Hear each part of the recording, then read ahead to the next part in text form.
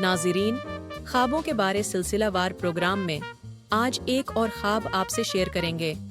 नाज़रीन, ख्वाबों की ज़बान आम तौर पर बहुत खामोश और गहरी होती है, मगर उसमें रखे इशारे ज़िंदगी की पेचीदगी को सुलझाने का रास्ता बताते हैं। आज नानी माँ के पास एक खातून आई जो अपने ख्वाब को लेकर काफ़ी परेशान थीं।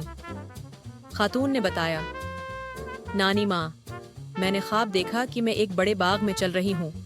हर तरफ खूबसूरत दरख्त और रंग बिरंगे फूल हैं, लेकिन मैं मुसलसल एक फूल को तलाश कर रही हूँ। जैसे ही मैं करीब पहुँचती हूँ, वो फूल मेरी आंखों के सामने गायब हो जाता है। मैं उस फूल को पाने के लिए भागती हूँ, मगर नाकाम थक कर बैठ जाती हूँ। नानी माँ ने ख्वाब बहुत गौर से सुना और कुछ देर सोच में पड़ गईं। फिर नानी माँ ने इस खातून से चंद सवालात पूछे और ख्वाब बारे तफसीली बात की। नाजरीन, नानी माँ कहती, ख्वाब इंसान के दिल और दिमाग के दरमियान मुकालमा होते हैं। वो हमें बताते हैं कि हमें कहाँ ठहरना है, कहाँ सोचना है और कहाँ दोबारा से कोशिश करनी है। वो कहती, ख्वाबों में आने वाले इशारे जिंदगी के किसी न किसी पहलू से जुड़े होते हैं और जिंदगी के सफर में हमारे साथी होते हैं। उन्हें समझना जरूरी है, वरना हम जिंदगी के इन पैगामात को खो देते हैं।